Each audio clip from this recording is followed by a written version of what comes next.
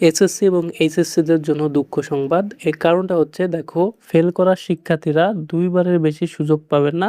শিক্ষামন্ত্রী গতকাল একটা সংবাদ সম্মেলনে এই কথাটা বলেছেন যে কোনো শিক্ষার্থী যদি দুইবারের বেশি ফেল করে এসএসসি বা এইচএসসিতে, সেক্ষেত্রে তারা পরবর্তী বছরগুলোতে আর পরীক্ষা দিতে পারবে না। আমরা বিগত বছরগুলোতে দেখে আসছি, যদি কোনো শিক্ষার্থী এসএসসি বা এইচএসসিতে ফেল করে তাহলে পরবর্তী বছরে তারা পরীক্ষা দিতে পারে।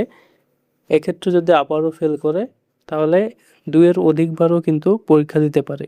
তো দেখো, এখানে দৈনিক শিক্ষা .com-এর একটা প্রতিবেদনে এখানে শিক্ষামন্ত্রী যা বলেছেন সেই বিষয়ে লেখা আছে, পাবলিক পরীক্ষায় ফেল করা কোনো শিক্ষার্থীকে দুইবারের বেশি পরীক্ষায় অংশ নেওয়ার সুযোগ দেওয়া হবে না। শনিবার 11 এপ্রিল দুপুরে রাজশাহী মেডিকেল কলেজ হাসপাতাল অডিটোরিয়ামে আয়োজিত কেন্দ্রীয় সচিবদের সঙ্গে মত বিনিময়কালে প্রধান অতিথির বক্তব্য হিসেবে এসব কথা তিনি বলেন। একজন শিক্ষার্থী একবার, দুইবার, এমনকি 3 বা 4 বার পর্যন্ত ফেল করলেও বারবার তাকে পড়ানো, রেজিস্ট্রেশন করা এবং পরীক্ষার সুযোগ দেওয়া বর্তমান ব্যবস্থার কার্যকারিতা নিয়ে প্রশ্ন তুলেছে। তিনি আরো বলেন, ফেল করা শিক্ষার্থীদের বারবার সুযোগ দিয়ে পাশ করানো কি আমাদের প্রধান দায়িত্ব হয়ে দাঁড়িয়েছে, নাকি আমরা সামনের দিকে এগিয়ে যাব?